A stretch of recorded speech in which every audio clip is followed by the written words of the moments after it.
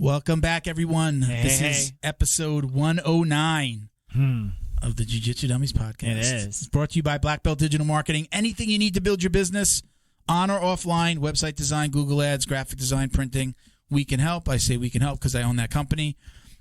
Check us out at Black Belt Digital Marketing on Instagram, on Facebook as well. Check out our website, which is bbdigitalmarketing.com. Okay? Can I tell you something real quick? Our claim to fame. Go ahead. So I had somebody reach out from my jiu-jitsu gym, and they're like, I'm thinking about starting a podcast. They had he used to be like extremely overweight, and he lost a ton of weight, like hundreds of pounds, right? And he just ran the New York Marathon. Okay. And super cool dude. And, he reached out, and he's like, I'm thinking about starting a podcast. Let's set up a lunch or something like that so we could talk about it. I haven't sent you a text yet, but I'm telling you right now, this guy he wants to set up a lunch and talk about an old school text. You actually old school text. A lot of old school stuff happening today. Right. And Throwback Thursday. Yeah, Throwback Thursday, baby. And anyways, what I'm getting to is that I was like, yo, check this out. And I spelled out the website because I hear you say it so much. I was like, BB Digital Marketing. Well, because obviously we get Black Belt. People think they're going to type in Black Belt Digital Marketing, and other people have those domains. It's like some guy in the Middle East actually has one of the domains. So it's BB Digital Marketing. Come to us. So I would say our claim to fame is what we call reputation management, which is usually how people get started with us. Although we do all these other things. Yeah. Most people will get a scan of their business, realize where things are, what they have not been paying attention to, which is usually their Google business profile. Yeah. This is the one that comes up in the map section. People don't know. You have to do things to it for it to get found more. Yeah. You could tell it where your service is, the areas you service. You can put in keywords or services that you offer. You're not a mechanic. People don't even know. You can add images. You can post to it like a social media site. Right. So you can ask questions, frequently ask questions. People just don't know they could do that, and those accounts get found more. So that's our claim to fame. We'll kind of show you where all the bodies are buried with a free online review. I send you a video with my little face in the corner talking about the report. Gotcha. And then, if you want to work with us, we talk about what services we can offer, and we put together a package, and we help you get found more. You guys are like a tuning garage. That's what we call. That's called off-page SEO. So off the page being the website, we're doing things off of the page, away from the page to get the business found. I argue that the Google business profile is more important than your website. So that's what we do. That's our main thing that we do. My daughter works with me, so she helps me out a ton. I'm out there talking to new business, and she's out there doing the fulfillment, which is the back end stuff, making all those things happen with her team and the graphic designers and all that stuff. So, shout out to my daughter Victoria, who's killing it. Shout out. My name is Milton Campus. I'm a brown belt training out of South Florida. I train out of Jiu-Jitsu for Life. You sure do. At JJD. It's the old Fight Sports in Coral Springs. Yeah. Maybe they changed their name. I got Miguel riding shotgun. What's up, guys? Tell them where you train. Oh, man, I train at Henzo Gracie's Weston. Yeah, there you go. Man. Yes, you do. I sure do. And then we got Bo behind the camera. I say that all the time. Got you with your own shit. I love it. Hi. Hello. Welcome, Bo. Thank you for. Hi. Let's talk about. There's two things I want to talk about. Number one, let's give a shout out to my guys. We had a bunch of guys get promoted to blue belt. I saw that. Justin Lancaster, who I train with, he is now blue belt. Justin's also the guy that gave us the name for the drill down at the end of the episode. Gave us that name for that segment. I rolled with him the other day. Super great dude, super talented, big dude. He's tall and strong. He's getting tougher and tougher to roll with. I felt it. We got into a little back and forth in the school chat, and lots of jokes about wrist locks now because we had 4 guys get promoted to blue belt. You got to welcome them. We did. So I got to roll with him last night. Which one did you hit him with? Which one? What's today? Today's Thursday, bro. Today's Thursday. I rolled with him last night. Yeah. And my first submission, I got a wrist lock on him. Which one? Did you do that? He grabbed your collar and you grabbed his elbow? Or So this is definitely, I wouldn't call this dick moves. Like, I like dick moves, right? Yeah. I always joke about them. I get him in when you get inside control. Yeah. But you can trap their arm under your leg. Oh, okay. So the leg closest to his head. Yeah. The one... his arm that would be pushing my face away. Yeah. I get that arm down and I put it under my shin, and then the wrists. Got to put a lot of weight on it so they can't move it, and then Give him a little wristy wrist. You know what's my favorite one? So I got him. So we got that out of the way. They were getting the wrist lock. You're welcome. And then I think I caught him with one more. I don't know if I forgot what I caught him in the second time, but welcome to Blue Belt, Justin. There it is. And let me just say, I'm sorry. Let me let you say what you can say. We had Tommy, Aaron, and shit, I forget this guy's name. I know, Dominator's dad? Yeah. Do you know what his name is? Because I always thought it was Dominator, his son Dominic. Yeah. I thought he was junior. Yeah. I thought he was senior, so I always had his name as Dominic. I think it's like Justin. Or is it Justin or Andrew? I'm sorry, dude. I just know the guy. I even in the chat, I was just like, congrats to Justin, Tom, Aaron, and Dominator Senior. Yeah. Because I forgot his name. But yeah, so we got four new blue belts. Congrats, guys. Good. And the wrist locks are coming. Yeah. You were going to say something before. I was going to say favorite wrist lock is like you pull guard, or you just make sure they end up in your guard, and when they go to stand up, they'll post up under your armpit. Yeah. Just trap that arm under the armpit and grab the elbow. So I love that one from standing. Like if somebody grabs your lapel standing. Knock the wrist in. Yeah, you could just get behind their elbow, grab their elbow with both hands. I love that one. You don't do that a lot. The last guy I did that on was, you remember Mark? Yeah. Mark Gracie, Mark Gracie. Not a real Gracie, but we called him Mark Gracie. I got him with that once, and he had a fit. And Felipe was there, and Felipe did one of these. What are you doing? And Mark, come on, bro. Mark, I thought he was gonna cry. Yeah, and he was really, really pissed at me for a while. And I was like, dude, I'm sorry, but I had to give it to him. So I don't do that one anymore because he. I pull guard a lot anyway now, Mark could get it, bro. He was mean to me as a white belt. Was he really? Oh, yeah. Yeah? For sure. No, he doesn't train anymore. I know. He doesn't come around. If he's listening to this, we miss you. Yeah, come back, bro. Yeah. Tell me when you get there. So tell me when you're coming back. That's my favorite, that one, and then that one that I talked about with Justin. Yeah. That wrist lock was the very first wrist lock that my first coach taught us. Yeah. And he wrist locked the hell out of us. Wrist lock the planet. All the time. There was no don't wrist lock white belts. We were, and there's I don't wrist lock anybody. From the bottom, if you can get that, like you can get these arms, trap them every once in a while. Like he'd put his weight and just do it. I wrist lock from Americanas. Like if you put your, who's Esteban's son? Oh, Adolfo. Yeah. Adolfo, like if you get in side control, if you don't put your forearm, if you get your hand on his hip, chin down. He puts his weight. Yeah. He just shifts his weight. Yeah. And pushes, like he'll let you know it's there. He's not a dick and doesn't like to hit it hard. Yeah. But I like that one. I'm kind of like, you got to really understand like where their arm is. Mm-hmm. He gets me with that a lot. Like he'll just do it a little bit whenever he'll do it. Yeah, never post your elbow on the mat and put your wrist. Yeah. You'll catch, but you could also kind of catch. That's a dingbat move. Yeah. Yeah. So those are my favorites. So more wrist locks coming, guys. Hey. So were you going to say something else before? I don't think so. Okay. So we said black belt. Don't forget to like, comment, share, and click the subscribe button on YouTube. We really appreciate the support. That was the first thing. You said I got to say two things. The second thing is our studio broke. Our studio broke. Oh, that's right. So let me say this first. Joining us today is Cage Titans fighter Andrew Valdina. He trains up at Joe Lauzon's in Massachusetts. So he's going to be joining us. So stick around. Cool dude.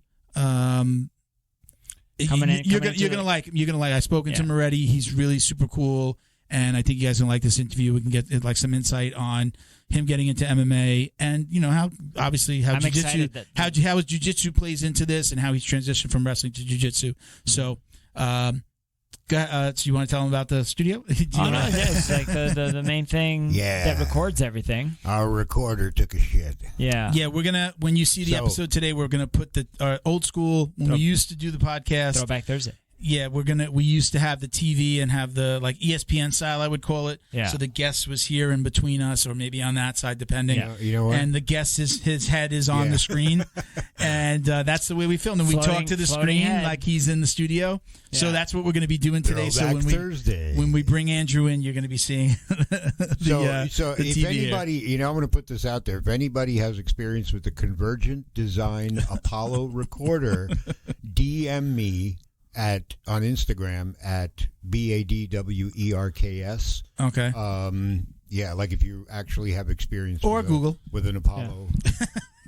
You probably have just as much luck with Google. No. I mean, because sometimes people have experience with these, but we lost the recorder, and it won't do the camera switch. But you think you might? It's possible. Have a solution. Yeah. Well, I think I've come up with a couple of options. It's the most expensive piece of equipment in the studio, maybe barring your pretty much your camera. They're about the same price. Okay, so no, I mean, right now the these two pieces are super expensive. New is the price of my camera used. I was like, yeah. So the answer is no, they're not. Hopefully we got it fixed. But today, again, it's going to be a Throwback Thursday episode where we're going to do it old school. I'm excited. If you're new to the podcast and you didn't see our stuff in the very beginning, this is the way we used to film in the beginning before we went to like a 4-camera setup or 3-camera setup. Yeah. The computer being almost like the 4th camera. Yeah, the if you 4th notice, input. nothing switched. I've opened up. It'll be the full shot of the. I was saying I've opened up a thesaurus or two, so an homage, if you will. Yes, an homage to jiu-jitsu dummies of old. Of 4. A 4? Yeah, 4 FORE. Oh, okay. Yeah. Come on. Now you lost me. Renaissance Fair's coming around. All right, let's. All right, so we got some shout outs. So, Flow and Roll. Yeah, Sean. We talk about. Let's just say that we finally got the pre-order. We close out the pre-order. We're just working out the final numbers for the contest. By the time this is out, we've got it ordered. I think it takes like 30 days from the time that we order them, but all the pre-orders will be included. Is the worked out great. Over? Like it was a cool thing. The contest will be over. I want to have them to order in and know that they're on their way before we choose somebody. I'm excited. But if you sent us a receipt, if you purchased from any of our sponsors, we're not taking any more. But we had, we were doing, if you purchase from a sponsor, send us a receipt and we'll put you in a raffle. It'll be $250 worth of gear. I know Neutral Zone, I believe he said he's going to, give us some stuff, which would be cool. Nice. We always have them just send it right to them. Maybe we can get BJJ Box to do something. I know Flow and Roll will, and we're going to put some stuff in too. So it's going to be really cool. It's like not even going to be. It's going to be a swag package.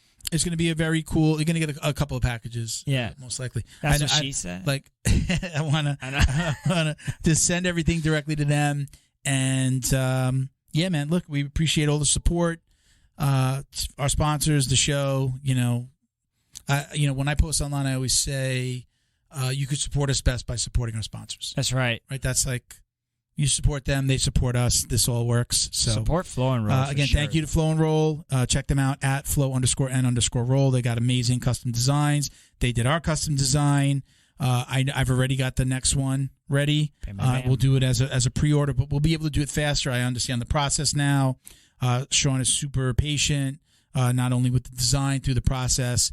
And now I understand, like, we can move it a little bit more quickly. Yeah. Once we do the design and the design is up, then we can run it for 30 days and then put the order in. So I've got the idea. I think we talked about it a little bit. So check them out. Their website's flowandroll.com. Get 20% off with code JJD. And again, look, if you want to see what they're all about, I actually like go to their Instagram and just check out all the schools they're working with. I think that is like testimonial. That's their best testimonial is seeing the schools that they work with. And I know Sean doesn't have any problem with me saying, message some of those schools. Message those schools. I don't think you'll find one school that would say anything bad about anything that he has going on. Do your research. Yeah.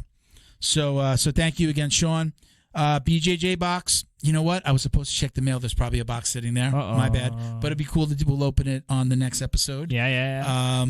Listen to the end of the show, and we'll tell you who our next guests are. Yeah. So going to be really cool. It's 2 previous guests that are going to be here together, and super popular, old school, new school. We'll just leave it there. But hopefully we'll have the box in the mail. It should be there. So what's the jiu-jitsu box or the BJJ box? It's filled with a bunch of jiu-jitsu swag. It's a monthly subscription. Tape. Yeah, monthly subscription. Right. You get there are a couple of levels. There's tiers. We get the VIP box, which has a T-shirt. He sends us 2, but it has a T-shirt. And then some, like, maybe they've got CBD. They send tape. We have kinesiology tape, it's finger for tapes. It's for the snacks, whole spectrum. Yeah. It's all different types of stuff. We've gotten supplements. We've gotten, like, salves, subscriptions, other subscriptions, for online stuff. So, very cool. You're going to get a minimum of somewhere between like 4 and 7 items. Yep. And then those 4, like, the price of the box is much lower than if you bought those items separately. Yeah, and you get more of a value than the box. Yeah, it's. I know, like even though I know they're coming, like it's a spot. I'm like super excited to get it. Like I'm always like I always, because I know there's 2 shirts and I usually try to wear that shirt on the unboxing episode. So I get to open it and see what's in it right away. So I always keep the shirt and I wear it, and then when you unbox it here, it's new to you. Yeah. And unboxing days, I don't bring a shirt. So Tony is incredible to work with as well. We have some great conversations about business and just about jiu-jitsu in general. Check them out at thebjjbox.com. Instagram is same at thebjjbox, not .com. It's the handles at thebjjbox. Code is JJD 10 for $10 off your first order. First order off your first box. I got it. All right. Shout out to Neutral Zone CBD. Bam. This is, just some of their recovery products. I mean, I still have stuff that I haven't even used yet because I found just a few things that I used. I've got patches. I've got. This is TMI. My wife gave me a massage with one of the oils, one of their CBD oils. This one. She gave me like a head to toe, but it's the pink one. Okay. I gave it to her, and I used it to massage her. Yeah. Well, she used it on me the other day. It was okay. Great It's massage. nice. Yeah. It was cool. So they got basically like massage oils, the tinctures. You've got they've got like a patch, which is really cool. I love the roll-on, which isn't here today because we've used them all. We've taken them. Mine's at my desk. My favorite one is the roll-on. I get a little headache during the day. I put a little on, and honestly, like a few minutes, and it's gone. So that's definitely my favorite. You can check them out at neutralzonecbd.com, and it's code JJD for 20% off. No, 25% off with code JJD. I went up. No. I said I went up. I went up. So last but not least, I've mentioned them on one other podcast. You see their logo in the scroll on the screen when you're watching us. I am on the board of directors for the Backpack Barber Foundation. I seen that. You can check them out at thebackpackbarberfoundation.com. The mission is to provide haircuts and hygiene products to people experiencing homelessness. But we also, Greg, who started the foundation, Greg Young, he'll go to different organizations, different places, schools, aftercare, and like give haircuts for free. And it's usually like lower income areas. I gotcha. He'll give free haircuts. He does something at, I don't want to, I'll remember the full name, but it's an organization called Jack and Jill. And he goes and he gives kids haircuts, and he makes them read to him while he's giving them a haircut. So cool. Yeah, it's kind of really cool. So amazing organization. I've been with them for just a couple of months. We handle the marketing.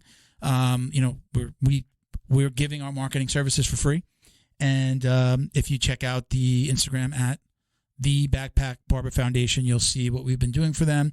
We're collecting blankets right now. We still have little bouts of chill, especially at night, right? It gets a little cold. It's Florida, but it does get cold at night sometimes. So we're actually, you go to the Instagram, you can find out where you can bring blankets. You can donate socks, shoes, boots, any type of clothing.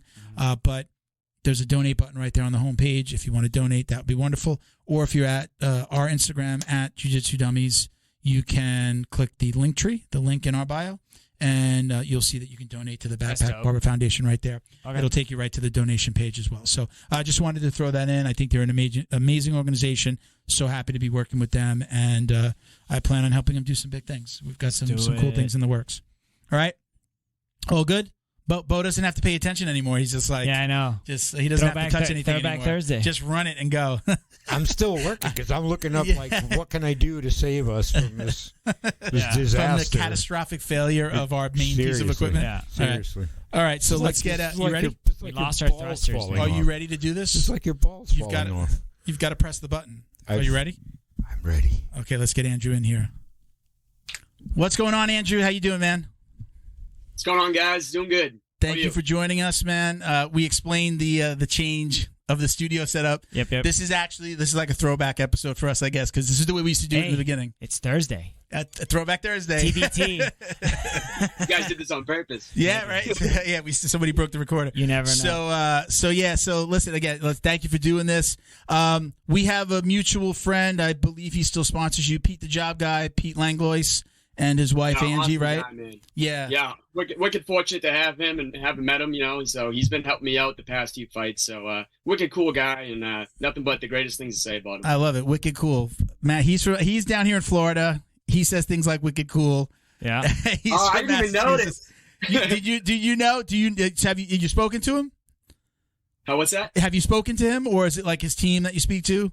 Oh, I speak to him. Yeah, but okay. actually, I never had a talk on the phone yet. I think it's all been through Messenger. So. Okay. Yeah. He's from Boston. He has a segment. So he and I met through a friend.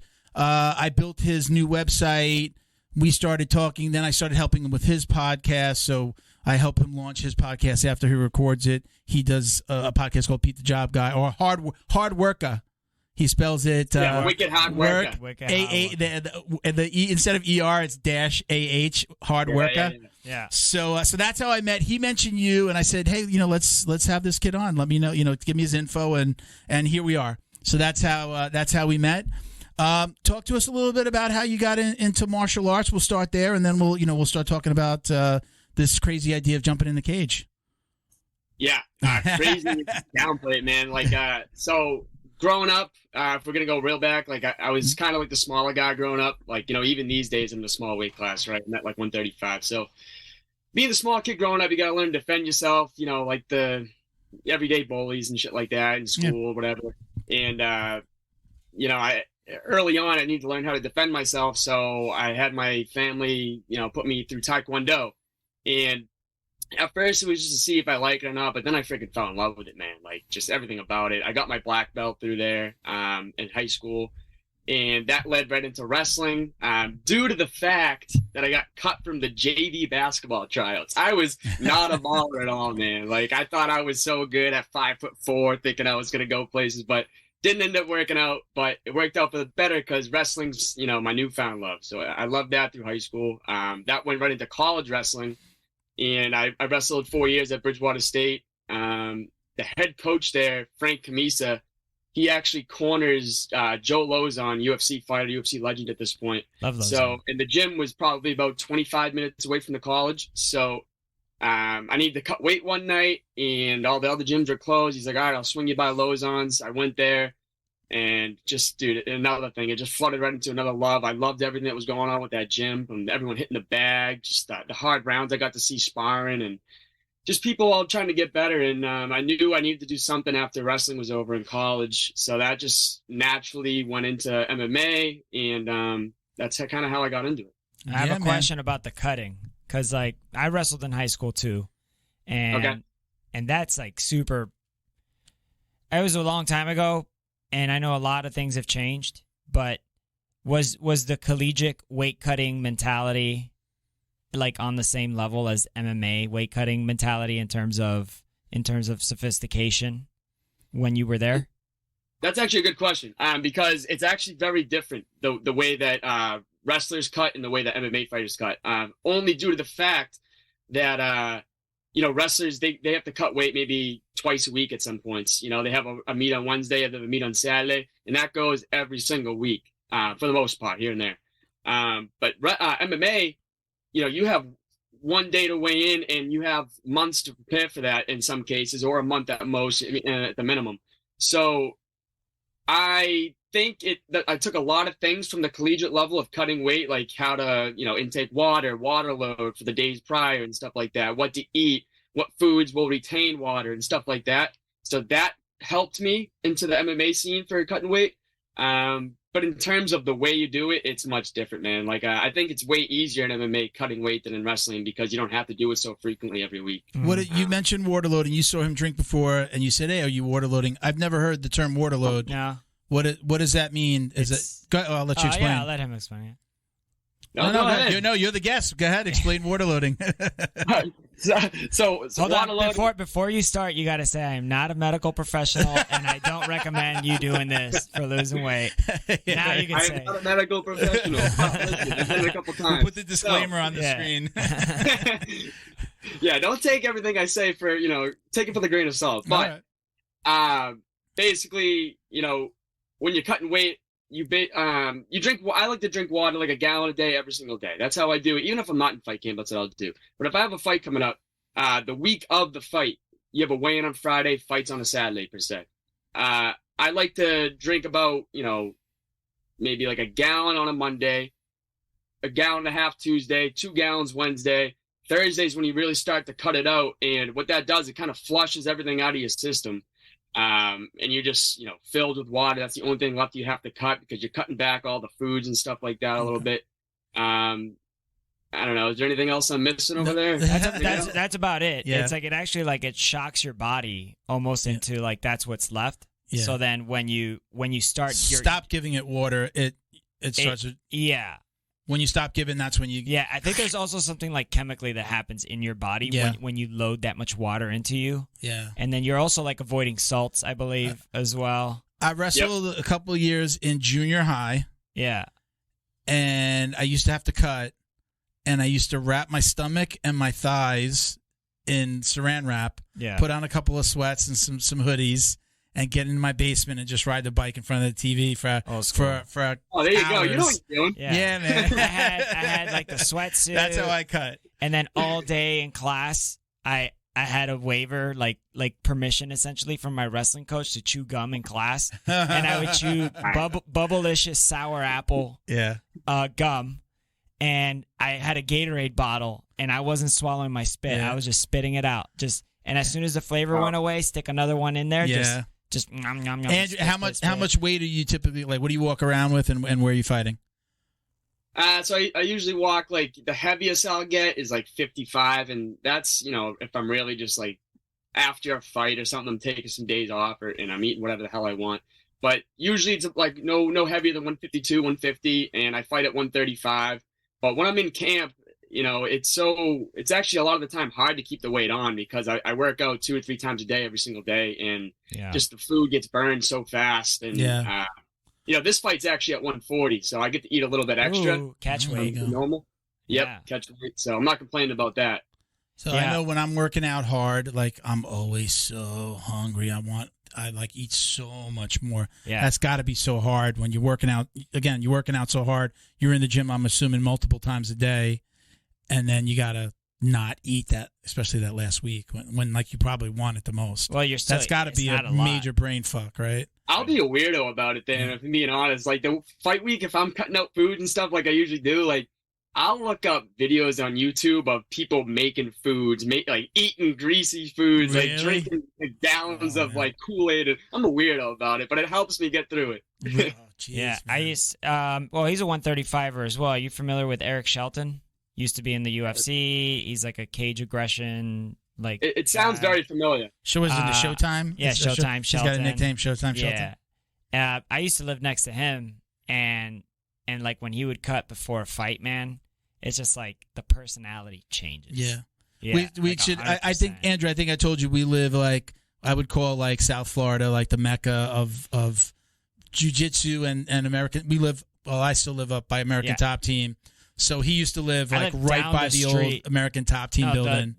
The newer one. Yeah. Oh, the newer one. Yeah. Okay. So they put a facility right there in Coconut Creek, and he used to live right there. So all those fighters they lived in your development. Yeah, right? they lived in so the many development, of those guys. and I think like they might have even owned some units because I saw Rosenstrike there. Okay. I saw a lot like what's the name of that girl that trades at the Goat Shed now with the red hair? She's bad, dude. Like she gets a ton of submissions all the time. Yeah. But anyways, like I would see her walking around with her dog. You know, that's mint. Yeah. It was neat for me. I was like, because I'm fanboying out. Yeah, Miguel's a super fan. Over here, I'd walk out. I'd be like, yeah. All of a sudden, you're buying a dog now, and you want to walk your dog too. Yeah, his wife loved that. Nah. Yeah. Well, she loved all those shirtless. So, like, anyways, I befriended like a couple of them. Like Eric and I became good friends. We're still good friends. Shout out, Eric. What's up, buddy? And so, like, one day, like, we'd go to the pool or whatever, and he'd invite all the guys from ATT. And I'm, like, at the pool with my kids and my wife, and they're all, like, shirtless six-packs. And I'm like, all right. You said something about your kids. Like, Daddy, how come he looks like this? Yeah, my kids be like, they look like, I'd be like, hey, man, that's not my job. You know what I mean? Like, I don't got to. Thank you to Feito IT and AV. specializing in commercial and residential automation, security cameras, CCTV, POS, and more.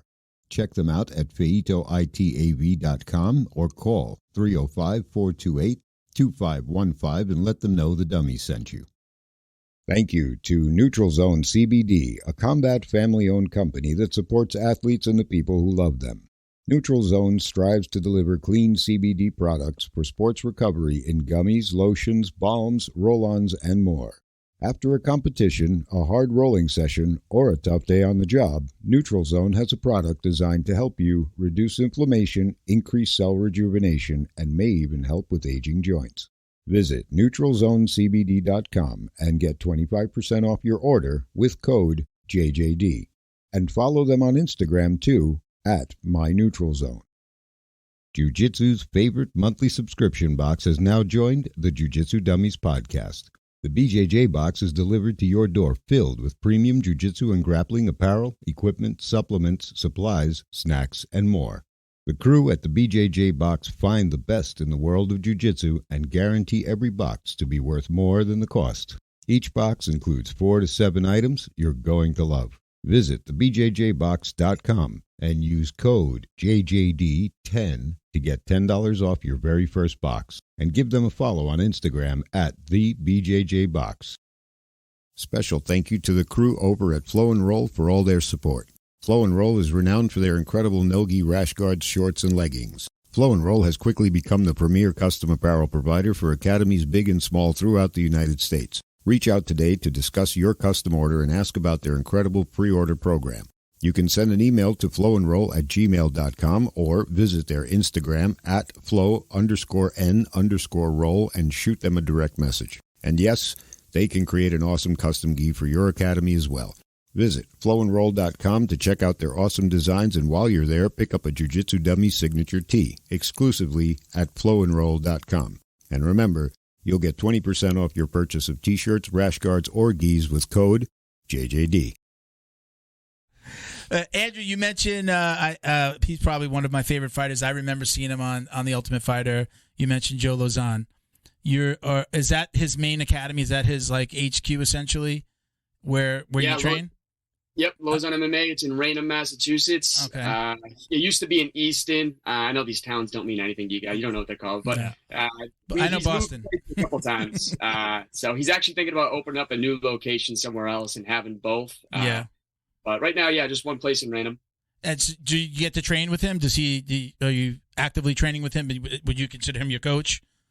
Oh, yeah. He's definitely my head coach. I train with him multiple times a week. Usually it's like Monday, Wednesday, Fridays. We have like a 10 a.m. jiu-jitsu, and then that goes into an 11 o'clock wrestling type class where you do some takedowns into jiu-jitsu, wall work, and stuff like that. And he'll stick around, give me like, pointers for, sometimes up to an hour after and stuff. And he's just a huge help in the gym. He really is. So how was your transition from wrestling into jiu-jitsu? It was a little rocky at first, just because, I was doing so many stupid wrestler tendencies, like shooting a double leg with my neck hanging on the side of the hip, getting bellying down. Oh, man. Bellying down. Don't even get me started, man. I know, man. I know. I feel you. It's tough, but eventually we worked out the kinks, and I'm starting to get the hang of it, so things are working out these days. But at first, it was definitely a rough transition, but we're here. But the good habits are good, especially when you start learning some of the judo stuff, like when they shoot on you and you start learning like the uchimaras, and you start learning, kicking them over your shoulder type stuff and landing into mount. Like I feel that wrestling, once you get rid of the bad kinks, for sure, the good stuff that sticks by, like wrestlers always have like a really good strong base, especially like in lower positions, and they just have a better sense. I think like a day one white belt versus like a day one white belt that has wrestling background, they understand leverage. Mm-hmm. And it's not just like leverage for breaks, like in joint locks. I think like leverage in terms of like, how do I keep this guy pinned? Yeah. I think we see it in the UFC, right? With sorry, I didn't mean to interrupt you. With so many of the champions, I mean, wrestlers. Everybody has like a really big wrestling base. Mm-hmm. It's so obvious that you need that wrestling component. Yeah, and I think just as much as jiu-jitsu and you can have an argument, but there's never been has there really been a guy that's just like all hands and held a title for a really long time? All hands? Just, all stand up. Silva? Right. Who do you have? Silva, Machida, but I mean, again, held it for Silva held it for a long time. Yeah, but he was still a high level jiu-jitsu player though.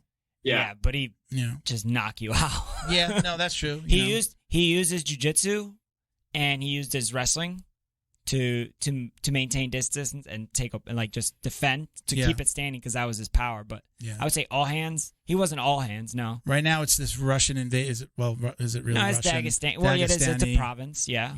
This invasion. Chechnya. I would just say Eastern European countries. Are you? I mean, again, look, I think it might be a little different than you than when we asked just like a straight up jiu-jitsu player, like, oh, do you watch jiu-jitsu? Because I'm the first to admit, like, just watching jiu-jitsu or tournaments could be so freaking boring. Are you like a heavy MMA? Are you watching like every UFC, every Bellator, all the local events? Are you that guy? Are you watching just as much? I definitely like that's the sport I love watching the most. If I had to pick, but I'd say every UFC card I do find myself watching it. Now that you say it, I never really thought about it. But in terms of like Bellators and stuff, I'll watch it if it's on, but I don't really actively look for like Bellator fights on Fridays or whatever. Nobody does. No, I definitely. Sorry, Bellator. There goes our sponsorship with Bellator. Our chances are out the fucking window. Good riddance. No, but honestly, like the local scenes, like you said, like watching the regional scenes, I think that's like obviously some of the talent's not always there in the beginning part of the cards, but for such cheap money to go to a show, like I'm always trying to go to any show I can. I just went to one, last weekend up in, northern Massachusetts, and it was an awesome fight. Awesome fights. I went to, my wife knows she wants to keep me happy. She'll get me the occasional, our first Valentine's together before we were really like together. Was Wagner Rocha fight. Wow. He was the headliner. And she just brought me to one the other day right here in Coral Springs. We were in the second row. It's like on a stage. And we're in the second row. It was like right there. Fighters are coming down, jumping, down, saying, hug. Like everybody, all of their team would come up to like the third row, and then those guys would leave. And then like the next fight, all those people would come up to like the third row. They're like jumping over. We've got like video of them jumping over us to like hug their teams. I mean, it's just great. And it's like, it's incredible to see somebody at the beginning of their journey. So I see all of these banners behind you. I see all of these flyers. Yeah. You're is it 3-0 now as a pro? I'm going for 3-0. You're going for 3-0. So I think you just foreshadowed it, but yeah, 2-0 right now. So you're 2-0 right now, but you did a lot of amateur fights, right? Yes. I had 7 amateur fights. 7 amateur fights. It's a lot. That's a decent amount, right? At the amateur level. Did you always know this? I'm going to do some amateur fights. I'm going to go pro, and I've heard you talk about it again. You want to go all the way with this. This isn't like, I took a couple of fights and let's see how it goes. There's a plan here. Yes. 100%. This is my one true love in this world, man. Like if I couldn't do it, I'd be a little depressed. Not gonna lie. After wrestling, like I was in a low point because I didn't know what I should do after. But then Lauzon, like we said earlier. But yeah. There's a plan. I can't wait to, see where it takes me. Obviously, I have big aspirations, and I want to get to the peak of the sport, to the highest of highs, But I'm at the same time, man, like one of my favorite song quotes, it says, like, if it gets me nowhere, I'll go there proud. Like, as much as I really want to get to the highest of highs, I'm so happy fighting. I just love the sport. I'm so passionate about it. And regardless of where it takes me, I'm enjoying this journey. So it's an industry. I mean, I think you got a lot of avenues no matter what happens. For sure, yeah. It's only growing too, yeah. How did your family respond to this choice of career? It depends which family member you're talking about. Yeah. Let me just say, I'm sure that your mom and your dad have two different opinions. Yeah, my dad is like so obsessed with it. He's like living through me. He loves it. And my mom, she's come around finally. She actually, she's always gone to all my fights. I can't, thank them all enough. All of my family members are, for that matter. But my mom at first hated it. She's like, Andrew, you know what? I'm gonna jump over the cage and I'm gonna, So she was a little messed up about it at first, but she came around. So, was your dad a fight fan before, or is he a fight fan now that you're fighting? He was a fight fan before, but it's only grown since I started. He loves it. Yeah. Yeah. He's always trying to get. He like now everybody at Cage Titans at the venue, like they all know him. They go up to him, so he loves everything that comes with it too. So that's cool. Nice. That's cool. He's getting the red carpet rolled. Yeah, man. He really does. He like the promoter like grants him early entry into the venue now too. It's crazy. Is Cage Titans one of the promotions that's like an affiliate of the UFC? Because I know they own so many. No, it's not an affiliate of the UFC, but it's. In terms of like the regional scene, it really is probably the biggest one in the region. And they're only growing too. Like they do a really good job marketing and treating all their fighters really well, making them feel like the UFC fighters and stuff. So that's good to hear. I think they have a leg up on the other promotions in the scene. But yeah, I'm content with them. I was just also gonna say, like, I mean, I've watched a ton of amateur fights, and I just want to know your opinion. Where do you feel the level of your entry level amateur fighter is right now in comparison to, like, let's say 5 years ago? So an entry level AMI fighter right now, like they're going for the debut compared to a debuter 5 years ago. Yeah. Yeah, it's unreal. Like the sport is ever evolving. Like I'll even put an example right now. We have this kid Drew Arpin. He's out of Lauzon's with me, and he's been dying to make his debut, and he's been training, probably half a year maybe. Yeah. And he just fought in the last card that I did, and he's already slotted for fight of the year in 2023. Really? It was such a high level fight. I highly suggest you guys look it up, honestly. I'll show you guys after and stuff. Send the link, man. I will. It was he's just a dog, and I love that. Not to just talk about him, but like he's a debuter, and this other kid was debuting too, and they just put on a fight of the year. The talent is growing so much, and it's only going to go up. It's crazy. So when you're in a local scene like that, I mean, we know it with jiu-jitsu, like, guys, they'll do a tournament or even just training. Even if you don't do tournaments, like, it's a small world. The jiu-jitsu world is small. You're like one or two people away from knowing somebody, right? Right. I know him. He knows, Drew, and Drew knows this guy, right? Yeah. Do you wind up in a position where you're fighting people that you train with a lot? I would assume so. Do you have to fight like friends every once in a while? To be honest, I haven't fought a friend yet, and I'm kind of happy about it. But I also say I've had some awkward situations sometimes, like in the back room in these regional scenes. You're warming up with all these different people. Half the fighters of the night are in your side of the locker room, and the other half from the other side of the locker room. They separate the blue and the red corner. Is that what they do? Exactly. They separate the blue and the red corners, and there's these 35ers pro that I'm warming up around, and we kind of like we just kind of like walk by each other and like grill, give a little head nod, but like because we know we can't be too friendly at this point because you never know what's going to happen.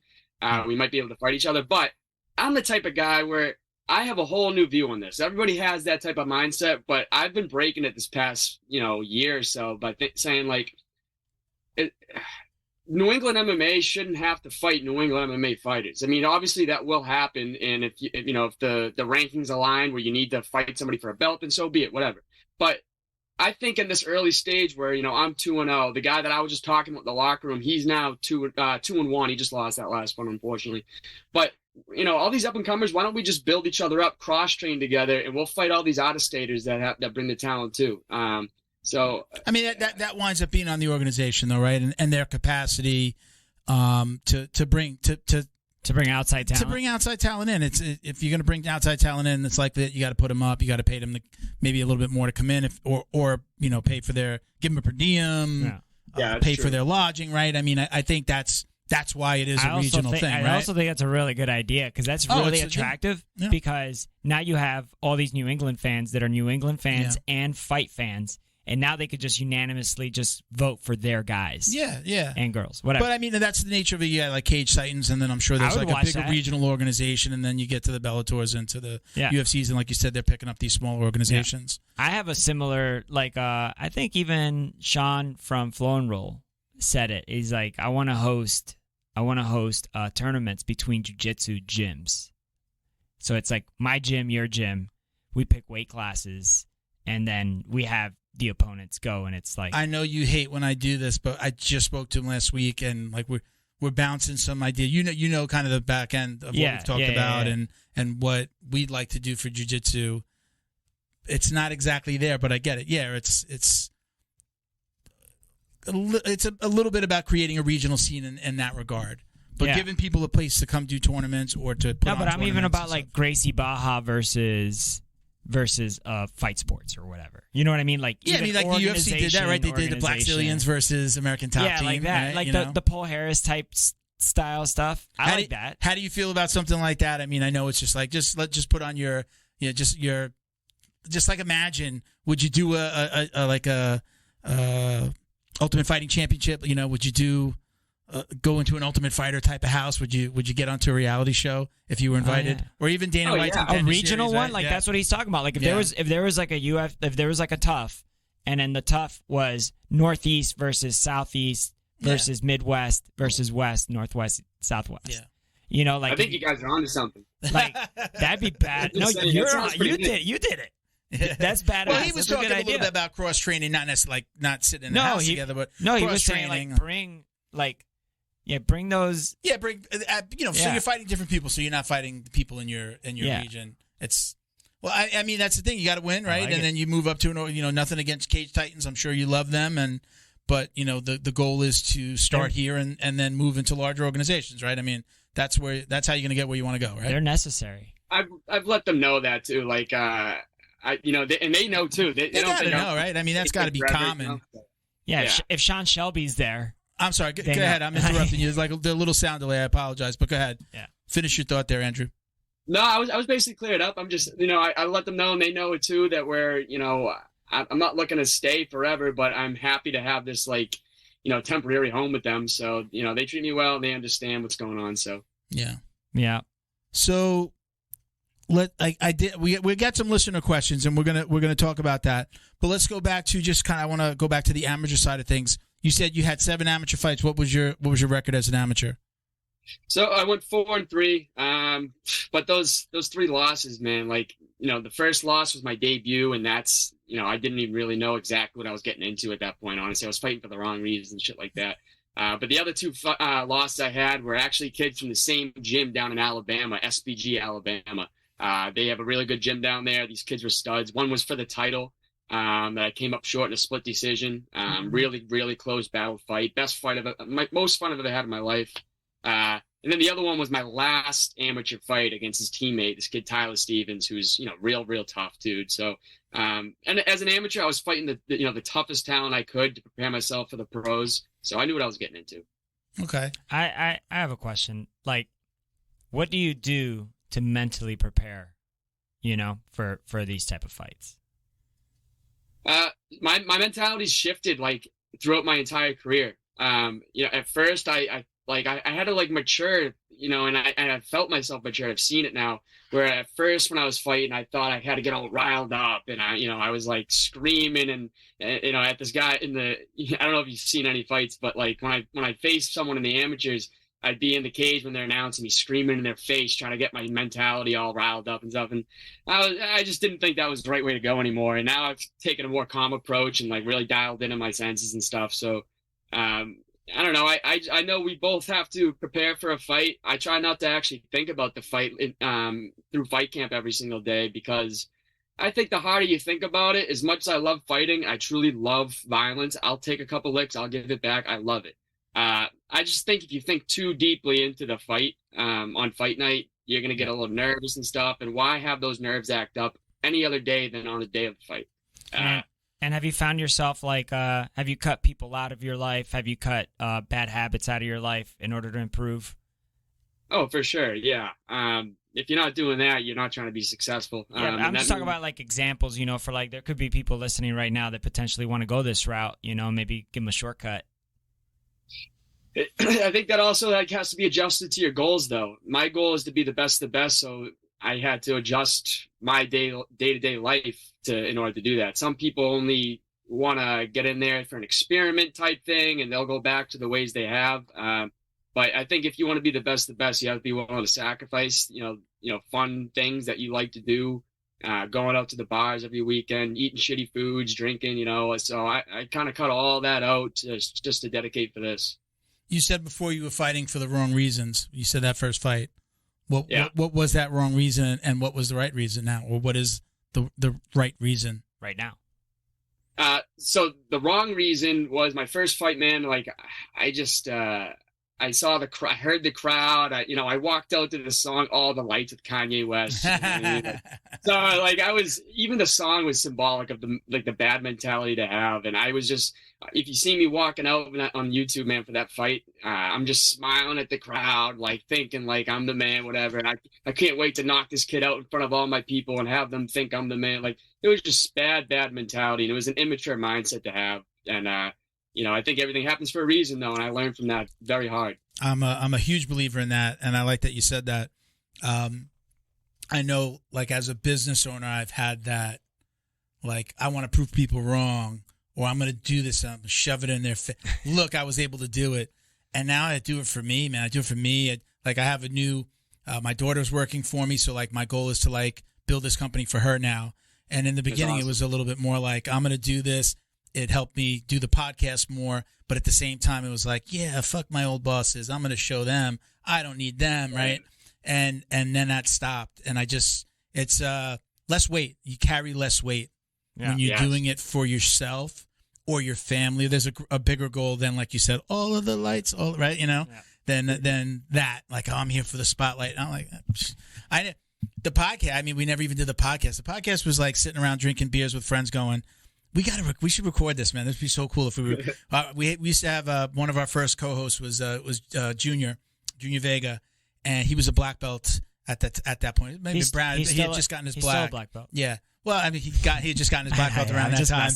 And he used to just tell us these stories of, like, he was, kind of the Cyborg and Wagner days when those guys were just training and coming up, and they used to call themselves the Avengers, something like that. So he was trained with them during those times. And the stories that he would tell, I would just be like, man, I wish we could have recorded that. We were like probably never going to have that exact conversation again. And it turned into this. It was never for anybody else. I think that's why this is the most fun for me, is because this was never for anybody else. This was just for me. And I hope that my friends that did it with me had fun, and they could look back on this and be like, that was so cool. And then see a guy like you, like in 2 years, you're fighting in the UFC, be like, we had that dude on the, we had that guy on the podcast. That's so fucking cool. Like, that's why we do, like, because it's fun. I guess this is like the most fun thing I do. That's just, if it works, it works. If it doesn't. Yeah, but we're doing it for the right reasons. I had somebody tell me I had like, I left a job, and I was pretty upset about it. And somebody told me, he's like, hey man, well, one person's holding a grudge, the other one's out there dancing. So yeah, for real. So that's like the mentality. Me now, I'm just like we walked in, Andrew. I had to text you, like, the main part of the podcast, the equipment goes, and I swear to God, I said I had a pretty tough couple of weeks just with work life, Valentine's Day I just went to South Carolina, so like it's been so hectic that I was just like, it didn't even faze me. I'm like, all right, we'll figure it out. Old school. Let's go old school. We filmed without this thing before. We don't have to stop. We don't have to call Andrew and tell him we can't do it. It just didn't faze me. That. I feel I'm in a good place with that. It's just like, listen, life is throwing a lot worse at me than a piece of equipment going, we'll figure it out. Can always be worse, right? Yeah. Yeah, man. And as I'm a huge fight fan, and as a fighter, I'm sure it's even worse for you. Like, there's things that I've heard of things happening, like you pop a rib or you twist an ankle, like 2 days before or whatever. Not even fighting sometimes, I've had that makes me. I want to know about. I was thinking about this. How do you deal with, like, loss? Does that? I can look back. After everything I just said, there is time within jiu-jitsu. I could look back on, like, losing in a tournament, or like somebody beating me in the gym that shouldn't have. Yeah. And like it bothers me, but like when it creeps up, it creeps its evil little head. And that didn't I guess happen. It's like the devil on the left shoulder, right? The devil's like on the left. Like that, he pops his head out, and I got to be like, it doesn't mean anything. Yeah. That was so long, it doesn't mean anything. And on How top do you of that, deal with loss? And on top of that, in front of hundreds of people. Yeah. Or thousands, right? Yeah. How do you deal with those kind of losses? Do you carry them with you, or are you able to be like, like we say in jiu-jitsu, you don't lose, you learn? So yeah, I mean, all that, if you don't, you either win or you learn, right? But I look at losses as it's so stereotypical to say, whatever, but it's just huge learning lessons. Obviously, if I ever take a loss like I did in the Amis, I'm going to spend a day or two and just be depressed as hell, and just, cry a little bit or whatever. But I use it as fuel. I really do. I'm not just someone that says that. I remember the feeling of losing. I remember the feeling of being outside of the venue the next morning and like, wow, that just happened to me. Like, I just put all this work in and I came up short like that. Like, that sucks. But I use it to fuel me, and I use it to come back like a so much stronger me. And I actually take pride in that. When I look back in my MMA career, every loss I had, I've never lost twice in a row. I've always come back strong, ready to come back like a whole new version of the Gladiator, right? And it just fueled the fire. What would you be doing if you weren't fighting? If I wasn't fighting, I went to school at Bridgewater State. I got a degree in marketing, management with a marketing concentration. So no wonder you got so many sponsors. See what I tell you? The marketing background helps, right? A lot of people say like, "Oh, why aren't you using your degree?" But I do use my degree every day. I really do. I use the marketing lessons I learned and stuff and implement it. But anyway, if I wasn't fighting, I'd probably be doing something like that. Or if I say I stopped fighting right now, say something awful happened. I don't even want to say it. But I had to stop fighting right now. I'd try to get into some type of coaching gig, or I love the sport so much where I think I need to stay in it, whether it's low level like personal training every single day or something, or coaching classes at the gym. I don't think I'd be content if I took myself completely out of this. Yeah. What about cornering? I love the corner. Yeah. I've only got the corner once so far. My teammate Joe Poyer, he won the title actually in New York, but that was an awesome time. Hey, I've been in competitions, definitely not at your level and definitely not doing what you're doing. But I've competed, in jiu-jitsu and in wrestling, and I've had, other things where I've had to compete. And to me, I've always had the mentality of like, your coach knows you, right? Knows how fast you could run, right? And they're essentially outside looking in. How much value do you give your coach when they're cornering you in a position in a fight? Like what makes you do what they tell you to do, and what makes you not do what they tell you to do? So I'm very picky about my corners, and I'm fortunate enough to where I put all my trust. I actually thought about this today, not like corners, but my coaches. I put all my trust, like 100% of it, into my coaches and my corners. I trust them to be able to give me the right moves I need to do in a fight, and it's almost like this little superpower that fighters have where. Or maybe even experience in jiu-jitsu competition when everyone's yelling and screaming, you can almost dial in on a single voice. Right. And I hear my coaches over all these thousands of people screaming and shit. It's crazy. And I put all my trust into it. If I didn't trust them, they wouldn't be cornering me. Yeah. So do you wake up? Is this the full-time gig? I know I've heard you talk about. I think there's a family business. Your dad runs a business, and you got a sister, I think, that owns a business, right? But do you work with your dad still? Yeah, my dad, he has it's like a side gig in the summertime. It's a party time rental. It's a party rental business. He rents out tables, chairs, big party tents. That's a good business. And my sister, she runs this pawn shop in Manchester, New Hampshire called U.S. Golden Pawn. But I don't really work with my sister, but in the summertime, I help my dad out from time to time, setting up tents for the weekends and stuff. But other than that, this is my full-time gig. I don't do anything else except actually, I just started doing private lessons. I'm teaching private lessons to some people a few times a week now, just to get a couple more bucks. But so let's go back to the jiu-jitsu side of things now. So you started. Tell me about how you started fighting. I understand the wrestling. You decide. I mean, are you exercising at a gym and you just start hitting the bag, or are you like, I think I'm going to become a fighter? When he was cutting, he had to cut weight, and he went to that gym. Yeah, okay, so that is that where you found That's where you found this. That's where you found MMA. There's also when I was at the gym, there was so many different fighters at the gym that I'm surrounding myself. It's not like I'm at the gym at Lauzon MMA and I'm training with, say they're in a class of 20 people. Per se, say there's 14 just jiu-jitsu guys, people that are going there just because they want to get better jiu-jitsu, which is unreal. It's great. But there's always going to be at least like one or two guys that fight. And there's usually, like I said, the six others. and surrounding myself with them on a day-to-day basis, seeing them get ready for their fights. It's like, it's almost an addiction where like, okay, I need to do this. I need to put myself to that next level and grind where they're grinding and, and chase that. So, and there was actually one kid in particular, this kid, Randy Costa. He actually trains down in Florida now these days.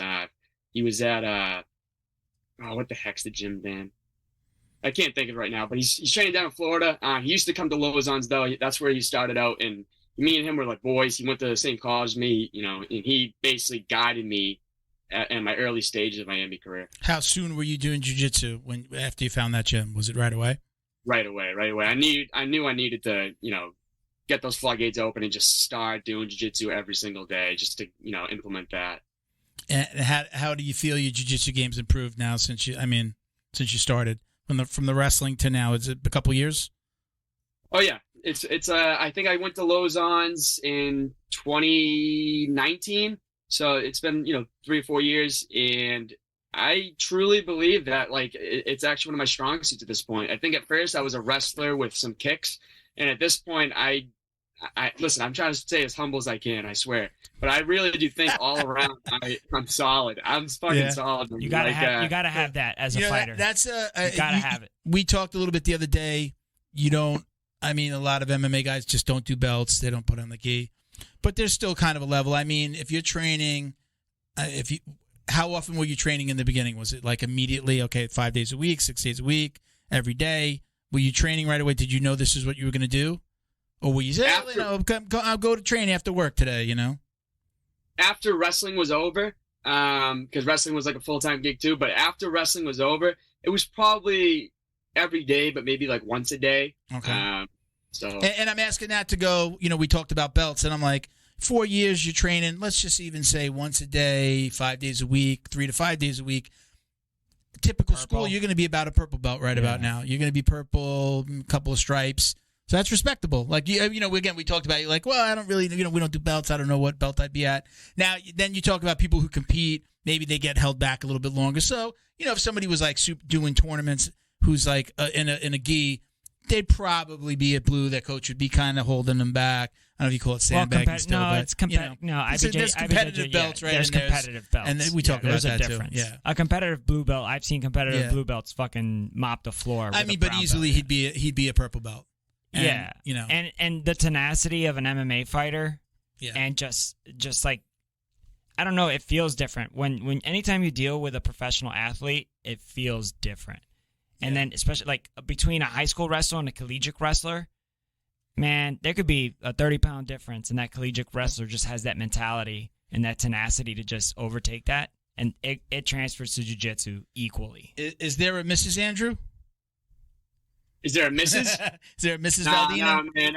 I don't know if you saw my last Instagram post on Valentine's Day, but I was holding like a training dummy. And I was I did see that. That's the only Mrs. I got. I like, even a girlfriend or anything? No girlfriend? I go on a couple dates here and there. I'm not going to give my whole love life on this podcast. But it's always, my questions are always leading somewhere. My questions are always leading somewhere because I like to get a feel of like how, the person in this relationship is like, are you fucking crazy? You're going, you're picking this profession where you're going to get punched in the face every day. It takes a very unique individual to come into a situation like that. Not that they don't exist, but that's not an easy transition for somebody who's never dated somebody who's a fighter. I hear you. On such a small level, and my listeners probably get sick of me talking about this. My wife hated, in the beginning, I was training jiu-jitsu 6 days a week, easily. 6 days a week, open mats on the weekend. She hated it. And now she understands it. She found kickboxing, and she does that on her own. More like, I call it like the dance fighting. They just hit the bag and hit pads, and she's not really sparring. But she found something she was passionate about and now understands this. Plus, I don't do this now 6 days a week. It's like I train 3 or 4 days a week and, do some weights and the podcast and work. Life happens. But I always like to understand, I know what I went through. It's not always easy to find somebody that's going to be and like... that's just jiu-jitsu. Recreational jiu-jitsu. Yeah, that's recreational jiu-jitsu. And you're it's hard for training 2-3 times a day. And then there's recovery. And getting hit in the face. At least we don't get hit in the face. Bro, it's not even about that. Like, if you only just got hit in the face once a week, like let's say theoretically you could fight once a week. I think if you could just go fight once a week and that was all the time you spent doing that, like you're not gonna have a hard time.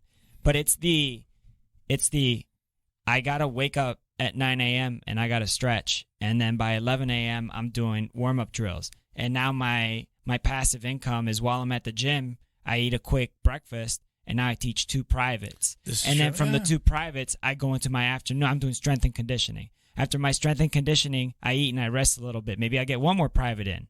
Does that sound about right? And then yeah, I was just gonna say he's hitting the nail on the head right now. He knows. And then you have the night competitive class, and that's when you do your hard spot. You want to do this stuff at night because that's when you fight in real life. Absolutely. So you want to condition yourself. You want to play loud music. You want to. There's like a bunch of shit you got. I know a lot of MMA fighters. I'm not gonna say I know a lot of MMA fighters. I follow enough MMA fighters on Instagram, and I've been around them enough to know that they do wild shit that seems wild but makes total sense for fighting. Like they'll stay up all night playing video games. It's like, why are you doing that? Well, I live in Florida and I got to fight in Vegas, and right now it's 7. It's like It's like I got to get conditioned to 8 p.m. Vegas time, which is 11 p.m. Florida time, and I'm not a big star, so I can't go over there and stay in the PI for fucking, So it's like when you're at the bottom, like it's even harder to grind to the top. So I would say it'd be pretty difficult to date. Thank you for answering that, Miguel. He killed it. That was that's about right. So we actually got some listener questions that we're going to get into, Andrew. And I'm going to preface this with, some people commented, right? And then some people sent me messages. Okay. I don't know if 1 or 2 of these are guys that you fought, might be fighting, or even maybe. Who's the guy that you're fighting that's coming up? What's his name? I'm fighting this kid, Michael Taylor. Michael Taylor. I don't think any of these are from Michael Taylor. So I wish there was. So this first one, no, because like I look at the tone a lot of times, like when we put out the questions post, somebody might come in and try to be a dick. But I'm going to ask this first one and understand I'm reading what they said. So this is it's just Tony. It's just Tony J. Buddy. Oh, he's your buddy. Okay. He says, ask Valdina, the ballerina, how many rounds he expects this next fight to go. And explain the ballerina part. Yeah, I bet you got a real kick out of that one. But anyway, he's a good shit. He's actually one of my he's on one of my sponsors. This company, Word of Honey, just starting it up. Okay. But anyway, to answer his question, I'm pretty infamous for giving my predictions leading up to fights, and I've been pretty spot on lately. But I gave a prediction earlier on an Instagram Live with Cage Titans, actually, and I said that I am going to finish them.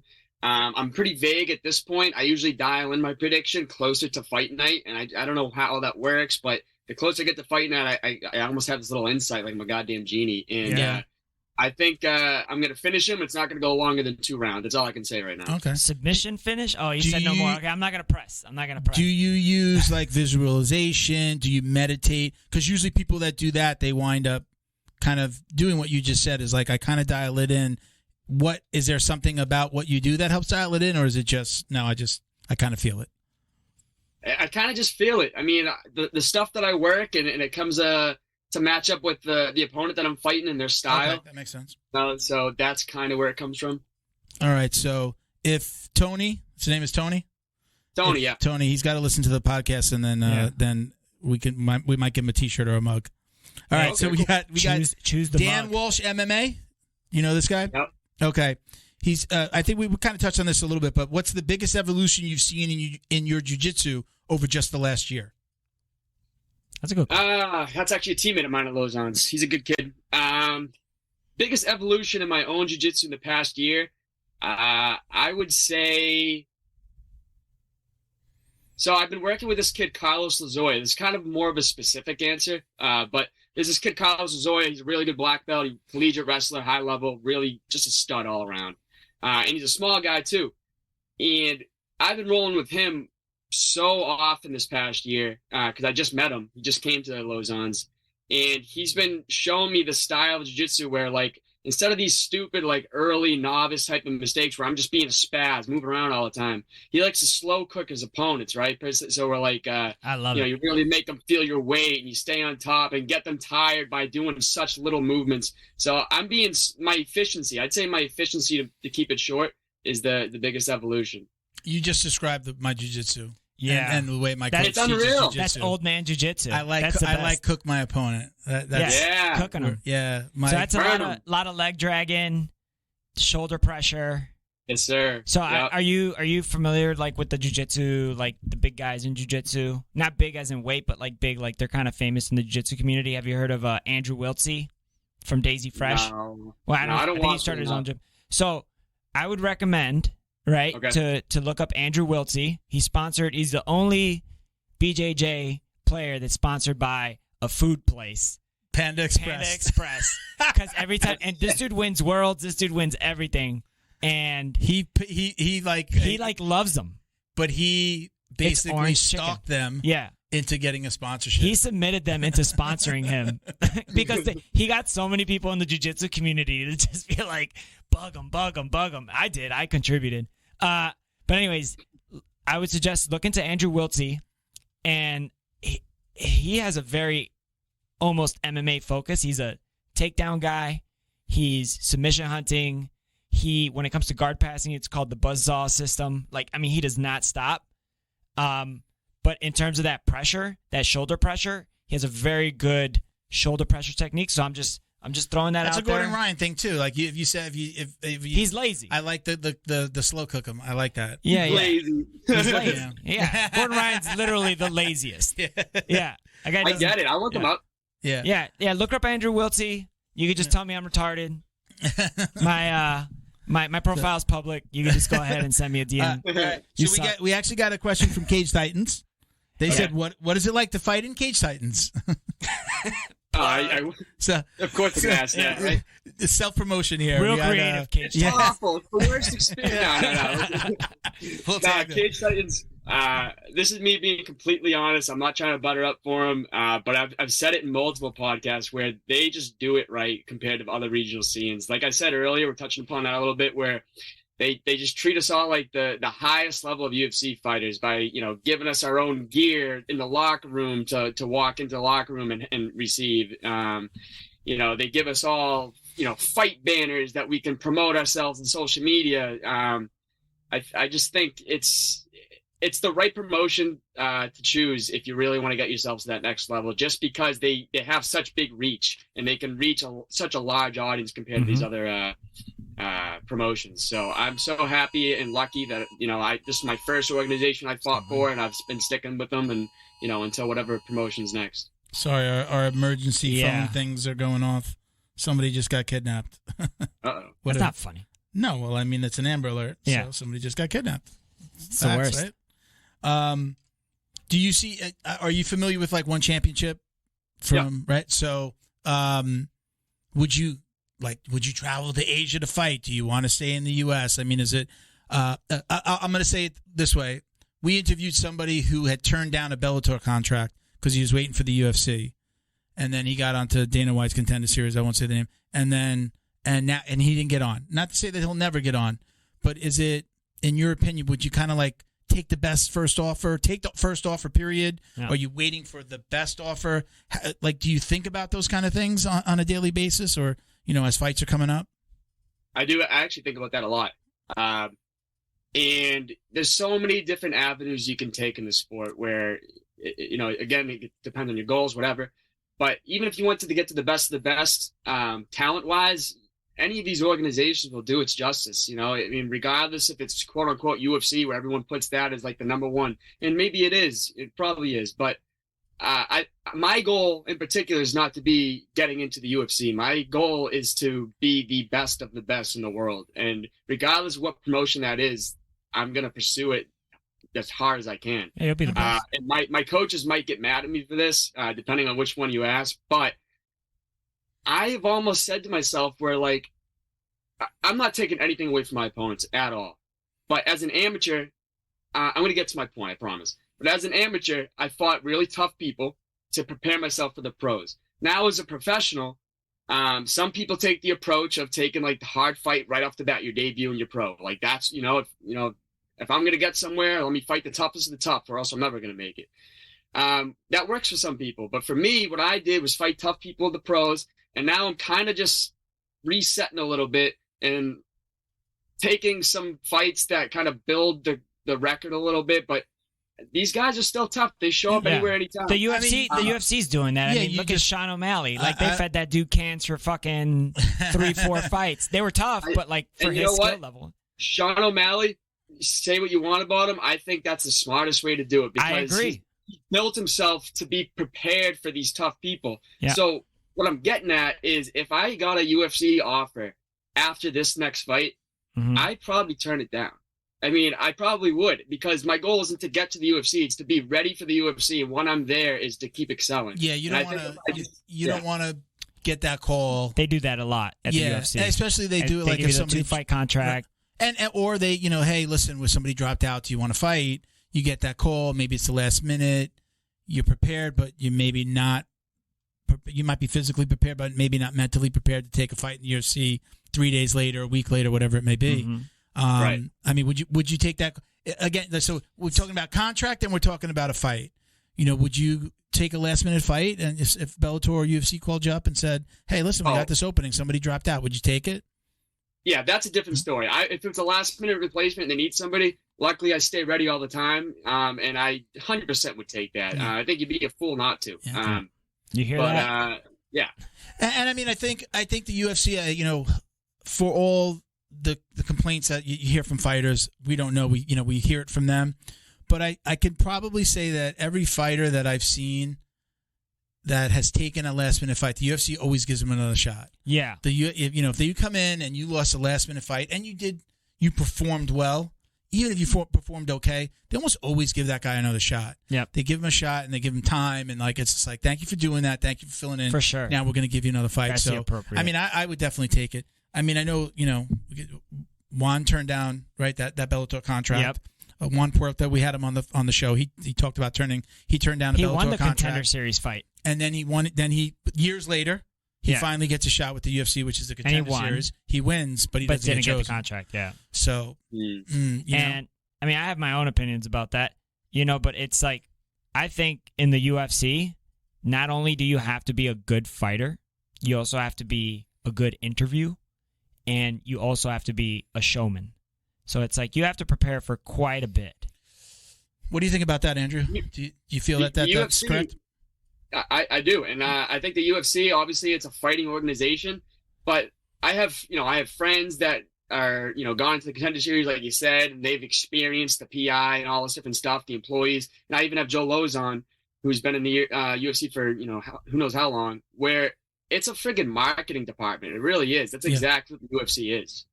So it's an entertainment company. It's a brand.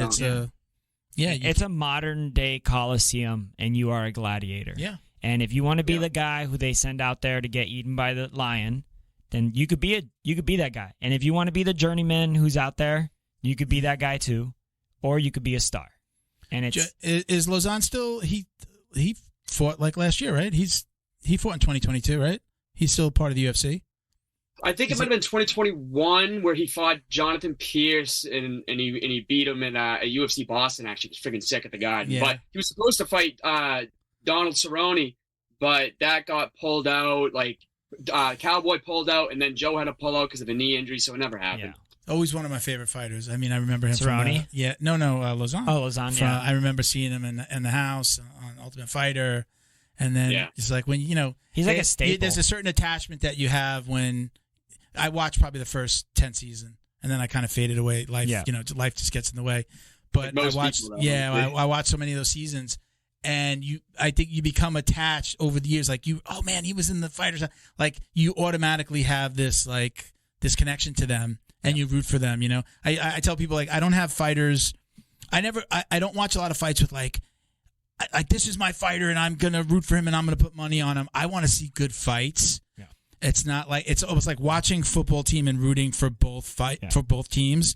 Like when this team is up, I'm rooting for the underdog, and then when it switches, I'm rooting for the underdog. Have a dog that's in the race. That's the way I watch MMA specifically. When I watch the UFC, I could go back and forth rooting for them. I may not be screaming it, but inside in my head, I'm going like, come on, man, you got some more. Oh, he got some more. Oh, shit. Come on, bud. Come on. You got some more, too. You could do it. I go back and forth like that. I don't have fighters that I root for like that, but I definitely have fighters I root against. Yeah. And it's usually the guys that talk a lot. I don't like the talkers. I don't like the, show me it in the ring. Don't all the blah, all the talking. I don't like those guys. Those are the only guys I'll root against. Otherwise, there's one more. Go ahead. There's one more. The guy who comes out for the fake handshake and throws a blow, or the girl. Yeah, that guy's. Yeah. You're never going to live that down. You think that's working in your favor. I'm saying when you're rooting against somebody hard. Yeah. That one for me is. That ever happened to you?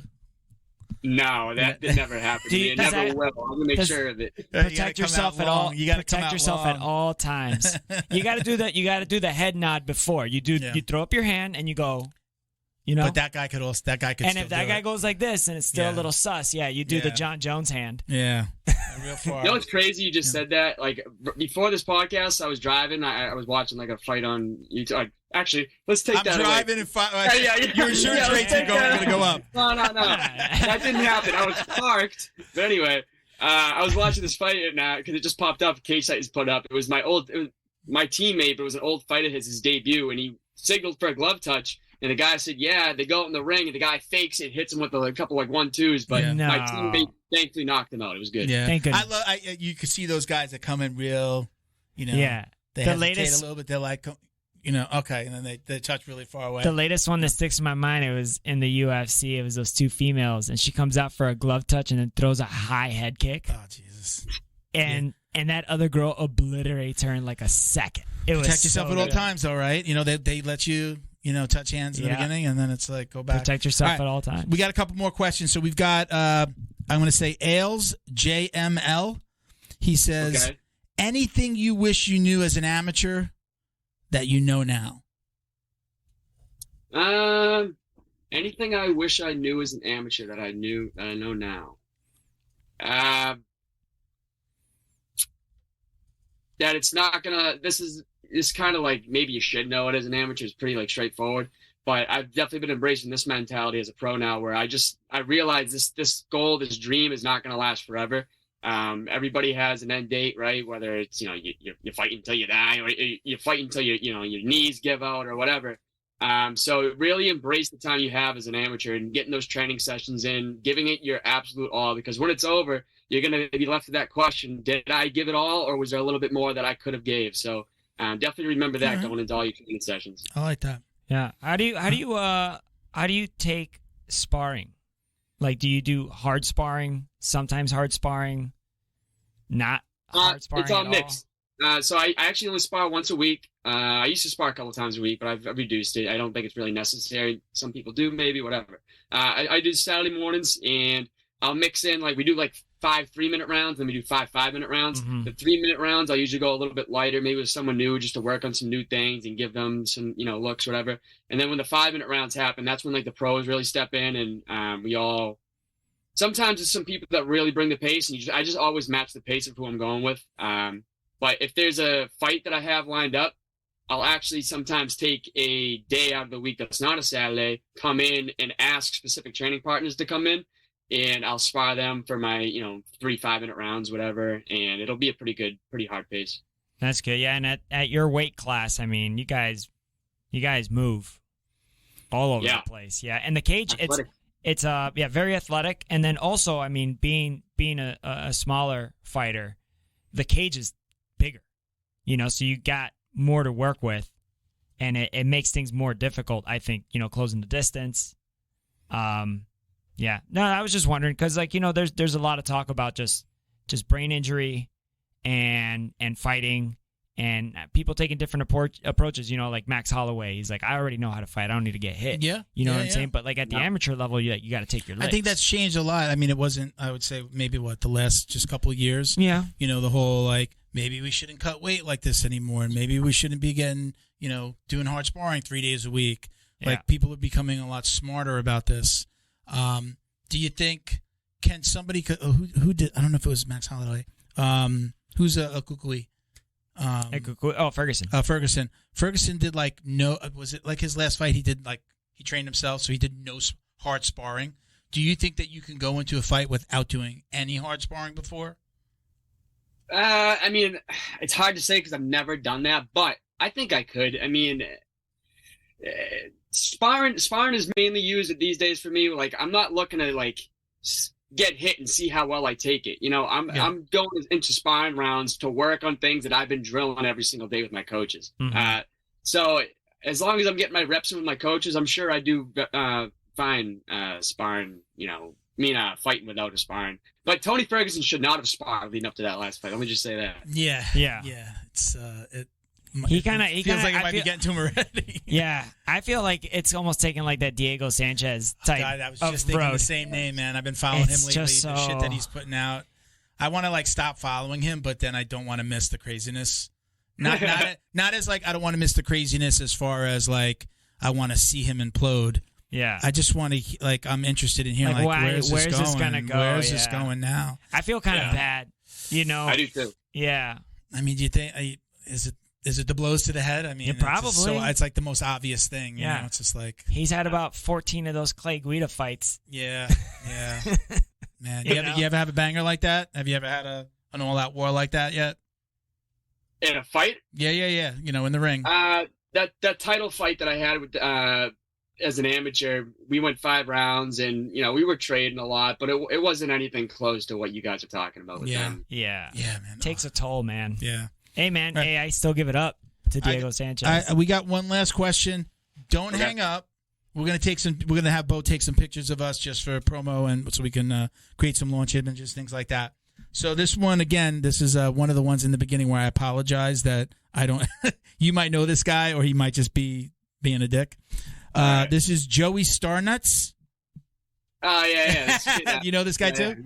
Okay. Yeah, he's good. He says, "Ask Valdina, blondes or brunettes, blunts or joints." Blondes or brunettes, and then blunts or joints. Blunts or joints. Yeah. Oh man, listen. I'm gonna have to tell certain girls not to watch. No. But no, I'm definitely a blonde girl. I think I like blondes more. I'll probably say it, whatever. But and then when it comes to blunts or joints, I'm the joint guy. I think the blunts take too much of a toll on my lungs. So definitely. All right. Blunts. Do you think are you using marijuana for recovery? I mean, is that like an obvious question? Yeah, is it recreational? Yeah. Does it really take the edge off the pain for you, like to help you recover? You know what it more so does, man? Like maybe that is helping. If you look into the science, maybe it does help me recover. But I only usually, smoke at the end of the night. I've actually been switching to edibles now. But I think it just helps me just like I'm nonstop go from the time I wake up to right when I get back to my place to relax for the rest of the night. And that's when I'll do it. I can just take the edge off and like do something that's actually like non-combat related. And, I feel like it's a little bit of a switch. It's an on-off switch for the brain. It's like, okay, exactly what it is. Let me turn this off. And eating it is way less harsh. Yeah. You metabolize it different. So you have more of a body high, I think I wouldn't even call it, what you said. I would say supplementing with edible THC is what I would do. What about you, Milton? Blondes, brunettes, blunts or joints? Brunettes and bowls. Yeah. All right, what about you over there now? Man, I'm going to have to go blondes and blunts, man. Yeah.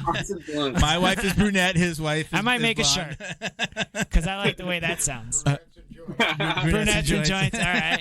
Yeah. That's pretty good. Yeah. All right, brother. Listen, I appreciate you doing this, man. Thank you so much for coming on. Oh, hold on. No.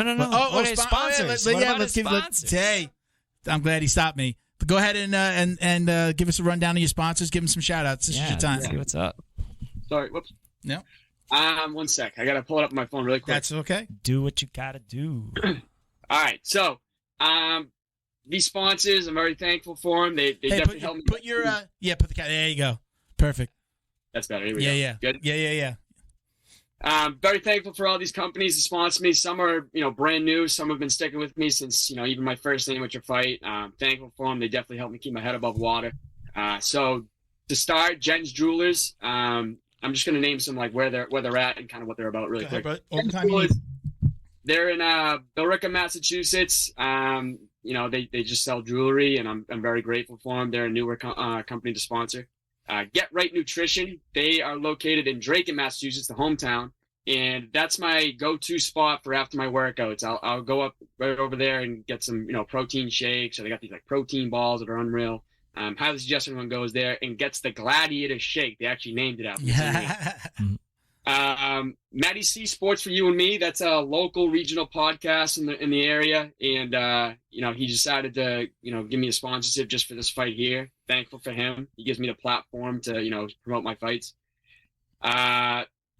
Hurricane Hydraulics. I actually don't know too much about him because this is a brand new sponsorship, but I'm very thankful for him. I think he actually trains, or his son trains, at Lauzon MMA. So I appreciate the support.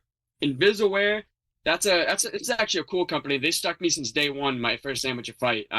Basically what that company is you'll have like a piece of jewelry like this, like a little ring or something, and hidden inside is a little button you can press if you're feeling uncomfortable, where like, say you're leaving the bar at like 2 a.m. and you're alone and you see like a shady group of guys or something, or you get in an accident and you don't have cell phone or something. You can press this button, emergency service will come right away. Really? It's like life alert.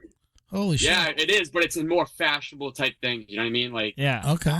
They try to hide it better than just having. That's very cool, man. I'm usually the guy scaring the people. Yeah. You're a big fucking teddy bear, bro. Come on. Milton, I might have to gift you an Invisaware ring for this guy. That's very cool, man. I make you cross the street. I'm going to need one. Next is McNeil Landscaping. I wrestled with this kid through high school. He's a great guy, really tough, hard worker. And he does basically all the landscaping and all the plowing, actually, for all of basically northern Massachusetts. Nice. I love a guy who plows. Pete the Job Guy in Jacksonville, Florida. He's a pretty good guy.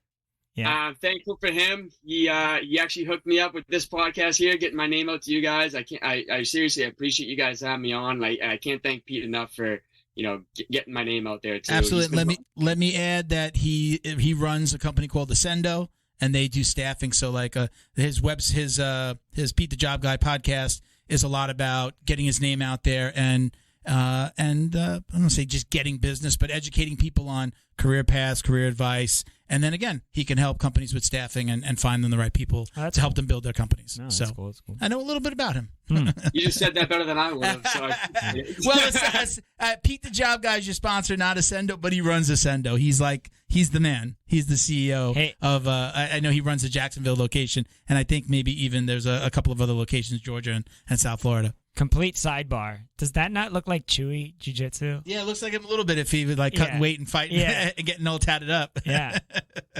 The guy over your right shoulder. Over your right shoulder. That guy. That's in the tank. No, you're right. Yeah. Your other right. Yeah. He kind of looks. He kind of looks like Chewy. That's one of the kids that was in the locker room. We're both 35ers, whatever. Yeah. But anyway. Yeah. Pete the Job Guy. Very thankful for him. Any other sponsors? Anyone else? Face Off Fight Co. They actually have this hoodie right here. They just came out with new crew necks. They're a company that comes out with like custom rash guards and grappling shorts. They just came out with hats as well. The brand new drop they had is unreal. It's like white gear with like graffiti saying like Face Off Fight Co. It's kind of like Fresh Prince of Bel-Air inspired. Oh, really nice. cool. They got a promo code? I do. If you use Valdina at checkout, you get $5 off your order. There you go. There you go. See, Miguel, you're learning, bro. Gotta know what you're doing over there. Yeah, man. U.S. Golden Pond. That's my oldest sister's company that she runs with her boyfriend, and that's in Manchester, New Hampshire. They give the best deals around. I highly suggest anybody in the area goes to them. And finally, we have Present Arms, another brand new sponsor. I got this actually like 2 or 3 weeks ago, and that kid Tony Jacobs that actually asked a question, he was doing a little bit of like networking for me, and he hooked me up with this guy. And Present Arms is all about custom gun stocks. They make custom gun stocks for you if you're into that. So okay, that's pretty cool. Like I said, man, you're the only person we've had on ever that has more sponsors than us. Yeah. Also, Present Arms. I'm very gracious for it all, though. Seriously. That's great. Listen, it's great when you can get the help, man, and it's great that you shout again. I saw you shouting them out on do my little research and hear you on some podcasts and stuff. So it's good that not everybody does it. They get sponsors and then they forget. Hey, listen, you got to shout them out. You got It's what helps you, get the job done. Symbiotic relationship. So again, listen, man, thank you very much for doing this. Don't hang up. We're going to take those pictures, but we appreciate it. We'll put this out probably by the middle of next week. And again, you're on our throwback episode, so congratulations. TBT, Sure. All right, brother. Thank you, man. Thank you for doing this. Thank you so much. You guys so much. Take care, man. All right. Thank you to Neutral Zone CBD, a combat family-owned company that supports athletes and the people who love them. Neutral Zone strives to deliver clean CBD products for sports recovery in gummies, lotions, balms, roll-ons, and more. After a competition, a hard rolling session, or a tough day on the job, Neutral Zone has a product designed to help you reduce inflammation, increase cell rejuvenation, and may even help with aging joints. Visit NeutralZoneCBD.com and get 25% off your order with code JJD. And follow them on Instagram too, at MyNeutralZone. Jiu-Jitsu's favorite monthly subscription box has now joined the Jiu-Jitsu Dummies podcast. The BJJ box is delivered to your door filled with premium jiu-jitsu and grappling apparel, equipment, supplements, supplies, snacks, and more. The crew at the BJJ box find the best in the world of jiu-jitsu and guarantee every box to be worth more than the cost. Each box includes 4 to 7 items you're going to love. Visit thebjjbox.com and use code JJD10 to get $10 off your very first box. And give them a follow on Instagram at TheBJJBox. Special thank you to the crew over at Flow and Roll for all their support. Flow and Roll is renowned for their incredible no-gi rash guards, shorts, and leggings. Flow and Roll has quickly become the premier custom apparel provider for academies big and small throughout the United States. Reach out today to discuss your custom order and ask about their incredible pre-order program. You can send an email to flowandroll@gmail.com or visit their Instagram at flow_n_roll and shoot them a direct message. And yes, they can create an awesome custom gi for your academy as well. Visit flowandroll.com to check out their awesome designs, and while you're there, pick up a Jiu-Jitsu Dummy signature tee exclusively at flowandroll.com. And remember, you'll get 20% off your purchase of t-shirts, rash guards, or gis with code JJD. All right, man. Very cool. That was dope. Oh, my God. Where'd he go? Hey. We got rid of the TV. Just clean things up a little bit. Yeah, clean things up. Go back to the design. We think we figured it out. Bo thinks we might have it figured out, and we'll have our equipment fixed. Maybe. For the next episode. I think I have a solution at least. Yeah. So I never make announcement, like I never say who the next guest is going to be, just in case. I got really fucking frazzled. So through the whole entire episode, I was kind of like sweating. I was watching you like it looked like you were like searching for shit on the internet because you didn't have to pay attention to the recorder. You didn't have to switch. It was one shot. I was on the internet. I was fucking with the unit. So let's get back to the positive stuff. I usually don't tease like the next guest is going to be, but I really want to have things worked out because next week we have Yoshi back, and we have him coming on with Kurt Osiander. They'll be together. Same place. And it's cool because, Kurt isn't like the most technically savvy guy. Yeah. So Yoshi's like, I'll go to him. Don't worry. I'm going to get everything set. Yeah. So we're going to have kind of like, the move of the week and the move of the day guys together. And they, he was his coach. I was going to say, it's like with the technology, it's like Yoshi's become the grasshopper is no longer the grasshopper. The student has become the teacher. The grasshopper has been, Yeah, man. So I'm super excited about that one. He reached out. He talked to us about doing it. I'm honored that he asked us, and I think it might. I don't know that they've done it before, so this will be the first time they're doing the podcast together. Yep. I haven't seen one. I'm sure he would have. I follow him. I'm sure he would have posted. So I'm super excited about that. So if we can get everything back to normal, I'd be happy. I won't be shitting my pants. Although I love that. I love this is what we did, man. When technology takes a shit. It is often not much you can do. Can I say though, we did good. Like I think I maintained like old me would have been like motherfucker shit, man. And I'm just like, all right, we fix it. That's what was going on inside of me. I was on the outside. I seemed very calm. On the inside, it was like a total bad trip. Nah, I'm like, fuck it, we'll figure it out. We did it. Pun intended. We used to have Bo sitting on the top of a conference table with that camera and a tripod going like this. Yeah. The old days. I think we could figure out, how to do it. We might be going back to that. That might be the new format. But it might not. It's not the worst thing in the world. No, it's kind of cool. How about you just wear a body cam and just keep walking around? A forehead cam. Yeah. So listen. Thank you to Andrew. Thank you to Pete Langlois and Angie from Pete the Job Guy from the Hard Worker podcast for putting us together. I appreciate it. So I'm excited to get this one out. I think it was a great interview. I love understanding the fighter. We're not just like, hey, let's talk about that one fight and that move. It's just never been who we are. I like to get to know the fighter. And then when they come on a second time, it's different. Now we kind of know them. Friend of the podcast, quote unquote, right? So I had a good time. Guest, I'm hoping that he remembers the little people when he's where he came from, when he's fighting for that title. Okay. Yeah. real recognize real. All right. So thank you for watching and listening, everybody. I'm at Jiu-Jitsu Dummies on Instagram. I handle that account. If you're sending messages, I'm usually the guy that's answering. My personal IG is Uncle Milty BJJ. I'm JJD_DJJ69. At BADWERKS. Bad Works. Awesome. And we actually have... Well, I'll say it. We'll do it. We'll announce that another time. Thank you for watching and listening, everybody. Peace, love, jiu-jitsu. Yeah. Mysterious Milton strikes again. I'm not even trying to tease anything. It was Mysterious Milton. All right, man. Strikes again.